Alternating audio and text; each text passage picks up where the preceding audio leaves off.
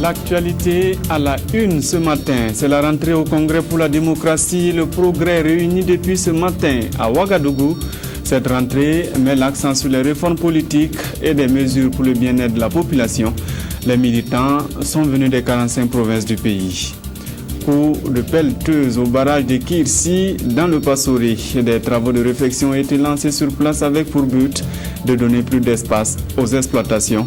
La ministre de l'Eau invite les autorités locales à la mobilisation. Vous l'entendrez tout à l'heure.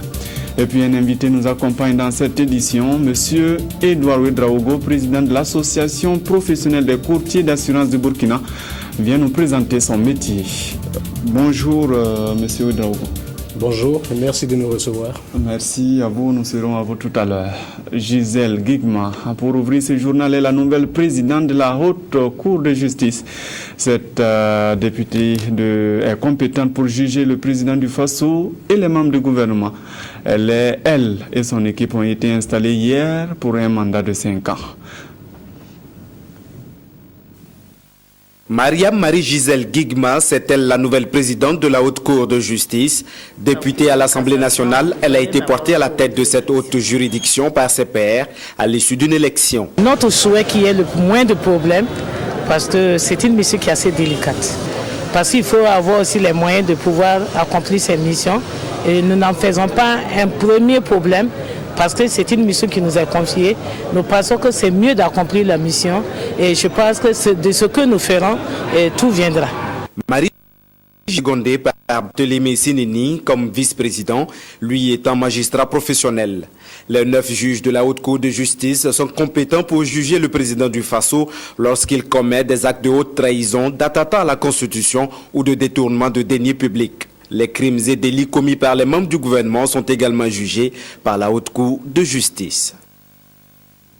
C'est un reportage de Jacques Lamissa Tarpaga. Le CDP fait aujourd'hui sa rentrée avec à l'ordre du jour la mise en œuvre des réformes politiques. Le parti au pouvoir se donne pour défi de prendre des mesures au profit de la population. On écoute son secrétaire exécutif national, Assimi Kwanda.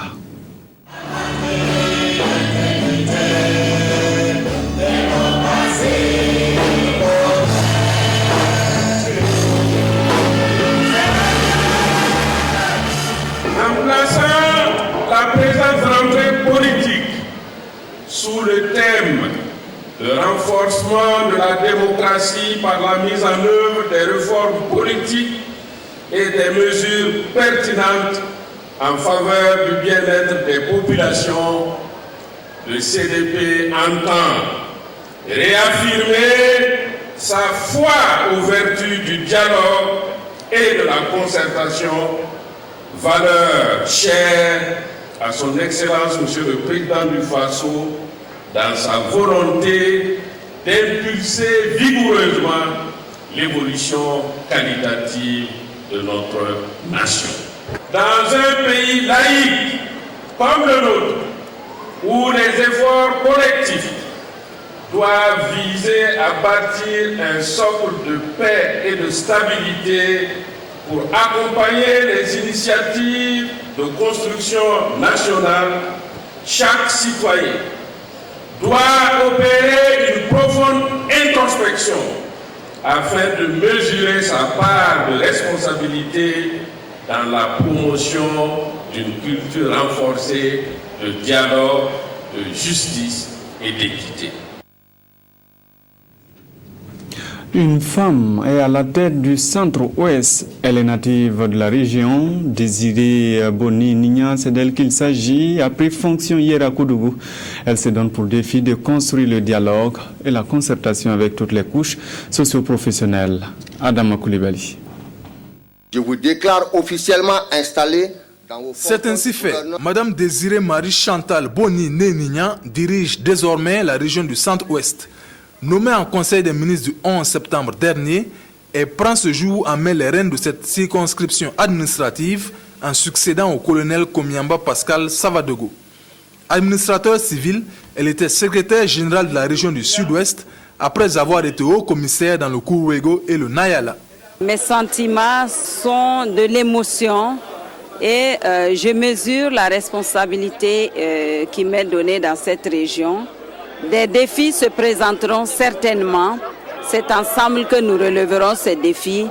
Et si des résultats, je devrais les mettre en tout cas au registre de ma mission ici, ce seraient des résultats d'une équipe, d'une famille et de toute une région. Après plus de 2 ans passés à la tête de la région du Centre-Ouest, le gouverneur sortant a le sentiment d'avoir accompli sa tâche, surtout la tenue du 52e anniversaire de l'indépendance du Burkina, célébré dans la cité du Cavalier Rouge. Une anecdote, le 9 décembre 2012 dans mon bureau, un journaliste me demandait si le 11 décembre allait avoir lieu. Alors, moi qui étais le premier acteur de cette activité au niveau régional, j'étais surpris et de toute façon, moi je lui ai répondu que ça aurait bel et bien lieu, car moi je n'avais pas d'indice contraire, je n'avais pas d'indice négatif. Je pense que mon séjour à Koudougou et au Centre-Ouest a été dans l'ensemble concluant, a été dans l'ensemble positif, dans la mesure où nous avons réussi en tout cas à poser les jalons de la paix qu'il faut renforcer. Toutes les couches sociales et les collaborateurs du gouverneur sortant lui ont témoigné leur reconnaissance pour les différents résultats engrangés. À l'endroit du gouverneur entrant, ils ont exprimé tout leur engagement à l'accompagner dans cette mission pour le développement du Centre-Ouest. Une nouvelle forme d'entrepreneuriat s'apprend à Ouagadougou. Entreprendre au profit de l'homme plutôt que de bénéfice est une idée de l'UNESCO. 30 jeunes ont été formés en 3 mois sur le concept. Karim Patrick Namono, reportage. Ces jeunes ont au moins le niveau de la classe de terminale. Mais déjà, sur leurs frêles épaules, ils portent des projets dignes d'intérêt pour l'UNESCO. Mais ici, il ne s'agit pas d'entreprendre pour faire des bénéfices uniquement, il faudra aussi promouvoir l'entrepreneuriat social. Il y a le capital, c'est vrai, mais le capital ne devient pas la fin en soi. Il devient un moyen pour atteindre un objectif plus humain, plus louable, qui est donc la satisfaction des besoins fondamentaux des communautés. Durant la formation, l'accent a été mis sur l'élaboration et la mise en œuvre de leurs projets à impact social immédiat. Mon projet porte sur la valorisation des produits forestiers non linéaires. C'est social au fait que je vais permettre aux habitants du village d'être comme des salariés. Plus chacun collecte plus des produits, je vais octroyer des salaires à la fin de chaque mois. Formés sur le civisme et leur rôle dans le maintien de la paix, certains jeunes ont reçu des notions pour réussir, peu importe le domaine. Mon projet social porte sur l'ouverture d'une agence pour le maintien et la culture de la paix. Il est social d'abord parce qu'il va contribuer à rehausser le niveau de civisme au Burkina Faso. Du stade de projet à celui d'exécution, il y a un pas, l'acquisition des financements. Pour l'heure, les jeunes n'ont pas reçu de promesses fermes, mais ils attendent, convaincus que la patience est un chemin d'or. Voilà, en attendant, peut-être un domaine peut les intéresser, le domaine des courtiers. En tout cas, nous sommes avec M. Edouard Ouedraogo, c'est le président de l'association professionnelle des courtiers du Burkina. Bonjour, rebonjour M. Ouedraogo. On connaît les courtiers dans le domaine du logement. Vous êtes courtier, mais dans le domaine des assurances. Dites-nous concrètement, c'est quoi ce métier de courtier d'assurance surtout? Avant de répondre à votre question, je voudrais juste vous dire merci de nous recevoir sur votre plateau et de nous permettre donc de vous parler d'une grande première organisée par l'APECAB, l'association professionnelle des courtiers d'assurance du Burkina Faso, à savoir les assises de la FIAC, la Fédération interafricaine des assureurs conseils de la zone ciment. Pour répondre maintenant à votre question, le courtier d'assurance, effectivement, est un professionnel d'abord des assurances. Nous sommes conscients que cette profession est soit méconnue ou mal connue ou presque ignorée par le grand public. Alors, c'est un intermédiaire, une interface entre la compagnie d'assurance et les assurés. Tout simplement parce que le domaine des assurances est un domaine spécialisé, c'est du droit spécialisé, et les contrats sont difficiles à comprendre par le commun des mortels. Voilà pourquoi nous conseillons toujours aux assurés de s'adjoindre les conseils d'un courtier d'assurance ou tout simplement les conseils d'un assureur, d'un conseil en assurance. Voilà. C'est plutôt un métier de juriste, quelque part.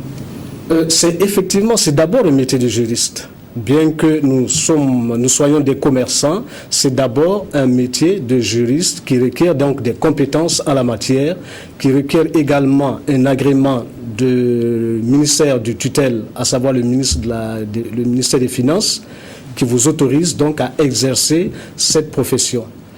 L'intérêt du courtier, c'est son indépendance vis-à-vis des compagnies d'assurance. Nous sommes différents des agents généraux qui, eux, représentent des compagnies d'assurance. Il y a encore ceux qu'on appelle communément des apporteurs d'affaires. Eux, c'est des gens comme ça, libres, qui travaillent parfois avec certaines compagnies d'assurance, mais sans responsabilité, sans agrément, sans autorisation. Donc, en fait, c'est des risques que prennent ces personnes-là en allant donc pour présenter des opérations d'assurance auprès des compagnies d'assurance. Oui, mais pour les clients, par exemple, que je suis, est-ce que ce n'est pas d'apporter encore des lourdeurs dans le système que de m'attacher par exemple des services d'un courtier qui me semble va être l'interface qui va m'éloigner encore de mon agence d'assurance? Loin de là des lourdeurs. En réalité, comme je le disais tantôt, le courtier d'assurance c'est d'abord un professionnel des assurances. En fait, c'est parce qu'il n'a pas les moyens d'agir totalement comme l'assureur. Il est là pour conseiller, pour informer, pour guider le client dans le choix des contrats d'assurance selon donc le besoin du client et pour faciliter les règles. Un agent d'assurance peut aussi délivrer comme information, par exemple. Oui, mais c'est différent. C'est-à-dire que le courtier d'assurance, il est indépendant. Il peut, par exemple, faire des études comparatives, des études synoptiques, pour permettre au client de choisir le type d'assurance qui convient à ses besoins et bien sûr en fonction de son budget. En fonction, de son budget. Chez nous, c'est le rapport garantie-prime qui est très important parce que le commun du mortel souvent ne voit que la prime d'assurance et souvent il oublie le contenu. Voilà pourquoi il y a des problèmes lorsque le sinistre arrive après coup. Mais lorsque vous passez par un courtier d'assurance qui agit en fait comme un avocat, et mieux qu'un avocat puisque nous agissons en amont. Nous évitons même d'aller en justice. Tandis que l'avocat vous attend à côté du palais de justice. En principe, tous ceux qui passent par les courtiers d'assurance n'ont pas de problème de choix, de contrat, de règlement de sinistre quand ce que nous ne souhaitons pas survient. Vous parlez d'avocat, d'ailleurs, ça allait être la prochaine question, c'est-à-dire que vous êtes des concurrents, quelque part, des avocats. Nullement. Nullement. Nous ne sommes pas des concurrents. Le métier d'avocat, c'est un métier à part. Le métier de courtage, c'est un métier également à part. Nous, notre domaine, c'est les assurances. J'ai évoqué l'exemple de l'avocat, en fait, pour expliquer l'intérêt de s'adjoindre les services d'un courtier d'assurance, qui vous évite effectivement les problèmes qui peuvent survenir après les sinistres. Parce que souvent, c'est après les sinistres que le client se rend compte que son contrat ne convenait pas donc à ses besoins. Alors, parlons de ces assises de la Fédération interafricaine du courtier d'assurance. C'est ici à Ouagadougou du 9 au 12 octobre. Dites-nous concrètement au cours de cette rencontre, qu'est-ce qui sera décidé? Alors, je vais apporter un petit rectificatif. Pour les dates, les travaux commencent le 8 octobre et finissent donc le 11. Alors, l'ouverture aura lieu le 9 octobre à 16h, tout simplement à cause de la rencontre secteur privé-gouvernement. Parce que notre public cible est présentement, je pense à Bobo, notamment les représentants du patronat, les opérateurs économiques et d'autres assurés potentiels sont donc à Bobo pour la rencontre secteur privé-gouvernement. Voilà pourquoi nous avons choisi d'ouvrir nos travaux le mercredi au soir. Concernant donc ces travaux, il est prévu des communications qui seront faites par des experts en assurance autour donc de thèmes très importants, des thèmes qui intéresseront le grand public. Et je profite donc pour inviter ceux qui sont intéressés pour connaître la profession, pour faire mieux connaissance avec la profession, pour comprendre un peu ce que c'est que l'assurance, à venir à certaines de ces communications-là. Il y a une communication qui nous tient à cœur, c'est les attentes des assurés à l'endroit du courtier d'assurance. C'est en fait en droite ligne du thème principal qui est quel type de courtage des acteurs, pour les acteurs de la zone CIMA dans les prochaines années. Et donc au cours de nos travaux, nous avons consacré donc un thème aux assurés pour leur faire comprendre ce que c'est que vraiment les assurés et surtout qu'ils nous disent ce qu'ils attendent donc des courtiers d'assurance par rapport à nos prestations. Et ça c'est pour quand et quel est d'ailleurs le programme? Alors le programme prévoit des travaux qui débutent le mardi par l'enregistrement et la mise en place donc des délégués.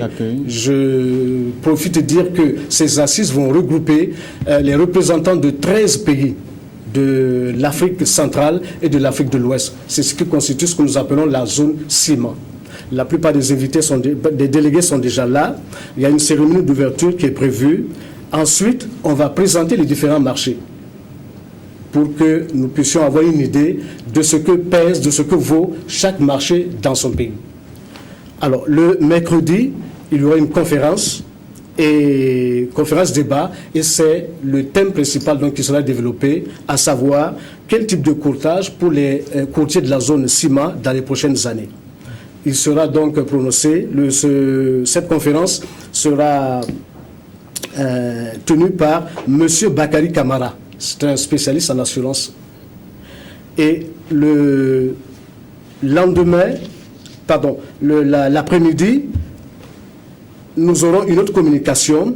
Un représentant des assurés ou membre des consommateurs du Burkina viendra donc nous présenter donc un thème qui concerne donc les attentes donc des assurés. En tout cas, tout cela, c'est du 8, vous avez dit tantôt, 12 octobre. Oui, du 8 au 12 octobre, voilà. Parce que la clôture est prévue donc le 11 octobre. Ok, tous ceux qui sont intéressés pourront passer vous voir, ça s'organise où? Alors, les assises auront lieu dans la salle de conférence de la DGCOP, et non loin donc de l'hôtel. Voilà. Merci, Monsieur Ouedraogo, d'être passé nous voir. Vous restez avec nous pour la suite de ce journal. Une formation pour les utilisateurs des machines à lubrifiant. L'initiative de la société Ecodis, grâce à un partenaire français, la formation a été dispensée en 3 jours. Ce 3 octobre, Ismaël Diloma Sirima et Nathalie Sawadogo pour les explications. Outiller les principaux utilisateurs de lubrifiants Avia pour leur permettre de rendre leurs engins plus performants, c'est la raison qui a conduit la société Ecodis à organiser cette session de formation. Au cours des échanges, ces utilisateurs de véhicules motorisés ou d'équipements ayant besoin de lubrifiants pour fonctionner ont fait connaissance avec les normes de classification des huiles ainsi que des règles d'utilisation des lubrifiants.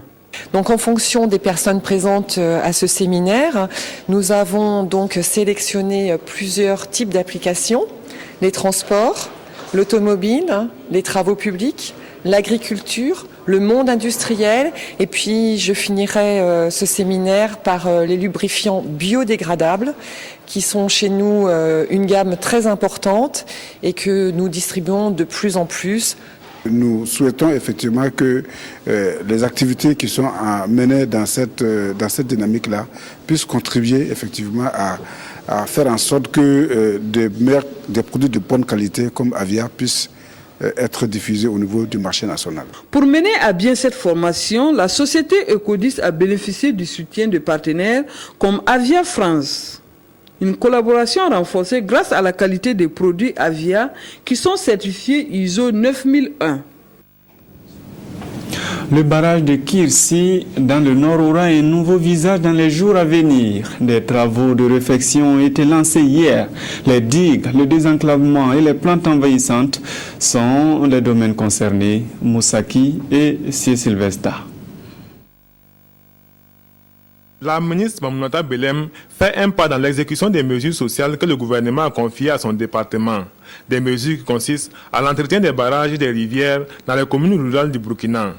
C'est pourquoi sur le barrage de Dourou, dans la commune de Kirti, à 15 km de Yako, la ministre de l'eau, des aménagements hydrauliques et de l'assainissement procède au lancement des travaux de réhabilitation du retenu d'eau. Nous avons un problème de digue qui est endommagé. Et il s'agit de la réhabiliter parce que quand nous avons vu sur tout le long de la digue, là, nous avons des trous au niveau de la digue. Il se trouve que c'est une digue qui n'a pas été conçue pour être une digue routière. Donc avec l'installation de la mine de Kalsaka Mining, les gros engins qui passaient ont contribué à détériorer ce barrage. C'est vraiment l'exemple typique des problèmes qu'on a sur nos barrages. Problème d'envahissement par des plantes aquatiques et aussi problème de manque d'entretien des digues. Le retenu d'eau a une longueur de 50 km. Il est connu sous l'appellation barrage Feu El Hadj Oumarou Kanazoué. Un barrage qui fait le bonheur des populations de la localité. Tous ceux qui sont dans notre commune massent sauce frais à tout moment. Et ça fait les recettes aussi. Beaucoup achètent leurs motos ici, construisent leurs maisons, payent de l'élevage. En tout cas, ça rapporte beaucoup. Ce qui concerne l'activité d'aujourd'hui, c'est parce qu'on a vu cette importance-là, on a privilégié prendre cette activité-là comme travail de la commune. Le barrage a été construit en 1995 et cette réhabilitation s'inscrit dans le cadre des activités de haute intensité de main-d'œuvre du département de l'eau. L'initiative va permettre de créer de l'emploi pour plus de 10 000 jeunes et femmes de Dourou.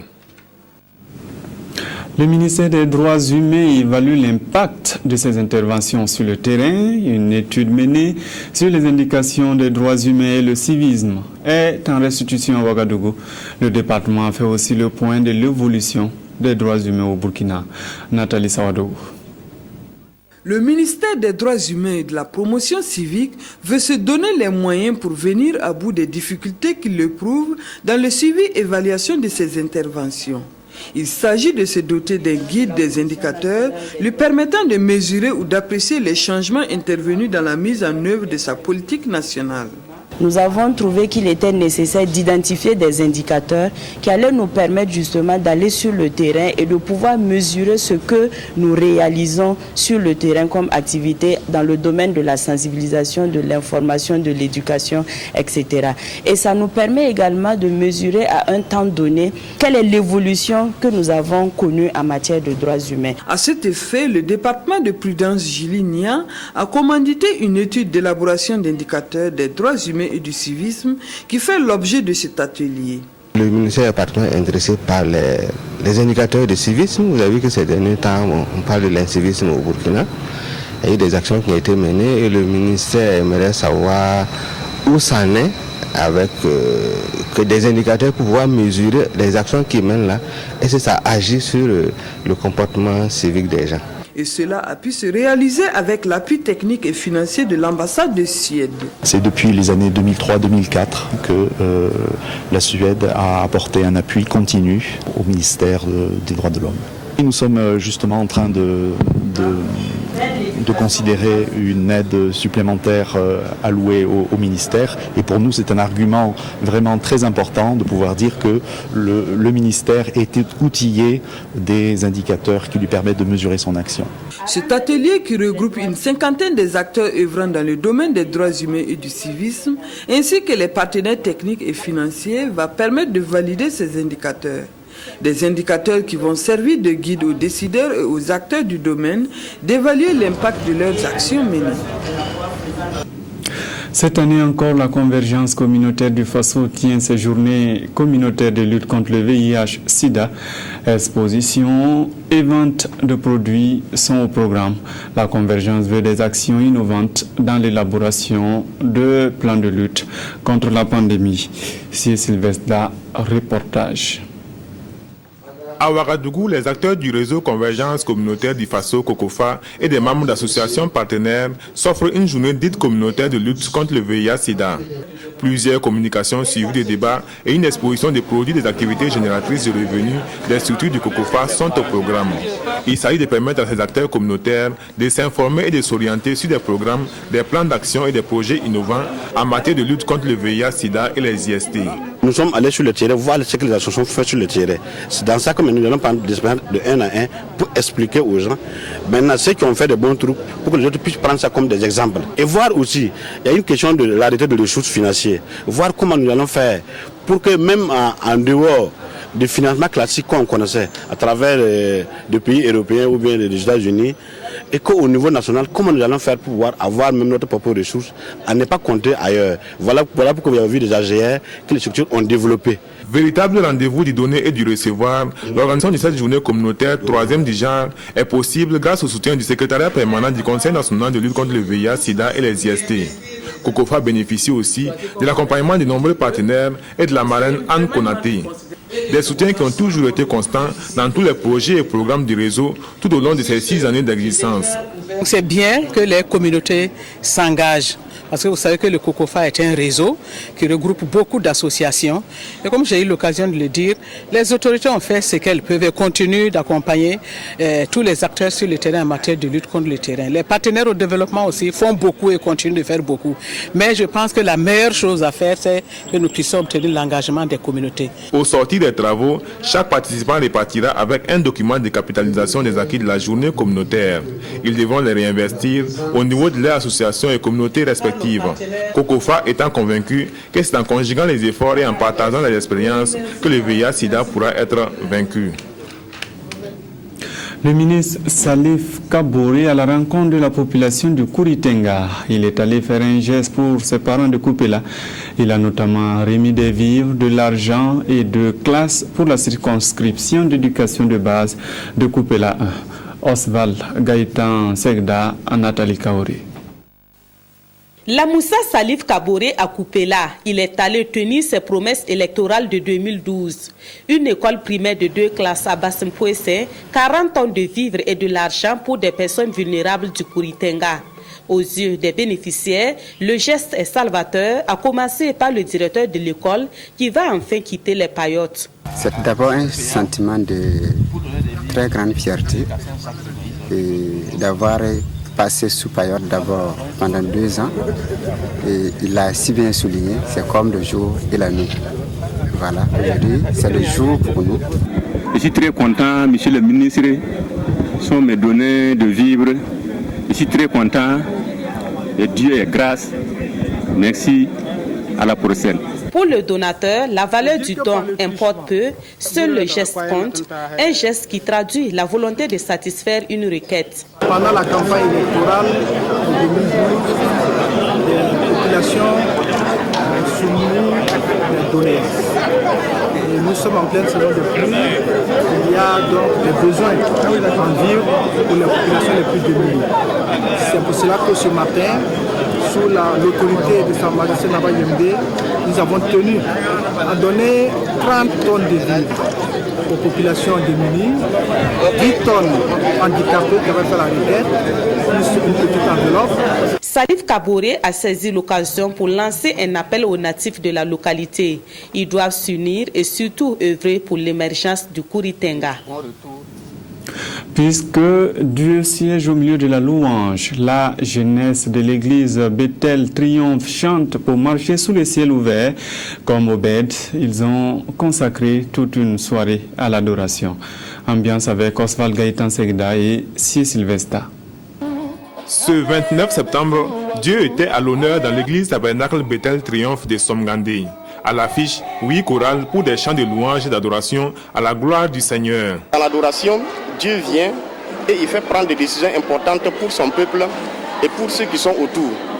Donc c'est un temps aussi de bénédiction. Parce que là où Dieu va, il va avec la bénédiction.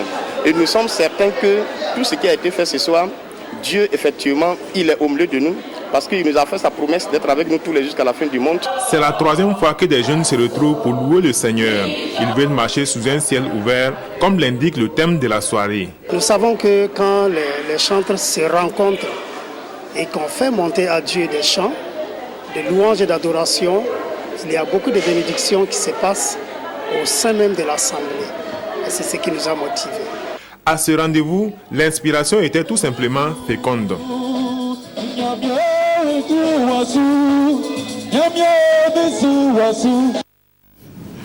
À la Fédération burkinabé de football, l'heure est à l'assainissement du milieu des entraîneurs. Désormais, chacun sera reconnu selon son diplôme, son talent et surtout son vécu.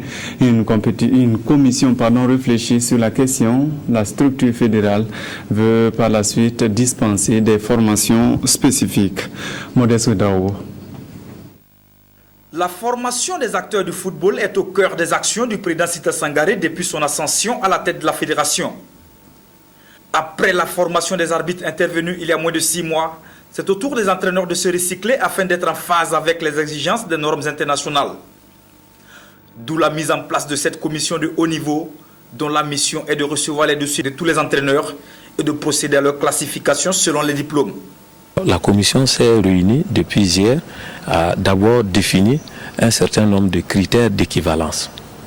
Et ce sont des critères qui prennent en compte les formations reçus, les diplômes déjà obtenus, qui quantifient les volumes horaires, ce qui nous permet de reclasser chaque postulant, soit au niveau initiateur fédéral, c'est le tout premier niveau, ou comme animateur fédéral de jeunes, ou animateur fédéral senior.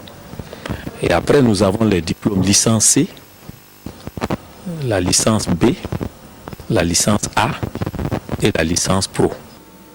À l'issue des travaux, chaque classe pourra bénéficier d'une formation spécifique et ciblée en fonction de son background. Et jusqu'à présent, il y avait un petit flou au niveau de nos entraîneurs. Certains ont eu ont de hauts faits de guerre. Ils ont exercé un peu partout. Ils ont eu des documents au niveau international, mais valoriser. On leur a donné des documents, mais ce n'est pas vraiment des documents qui sont vraiment bien certifiés, bien labellisés, si je peux me le permettre. Et cette séance-là permettra en tout cas de nous mettre à la page. Bien sûr, nous allons faire valider ça plus tard au niveau de la CAF. Un assainissement du milieu qui donnera encore plus de valeur au métier d'entraîneur au Burkina Faso. Merci de votre fidélité. À demain.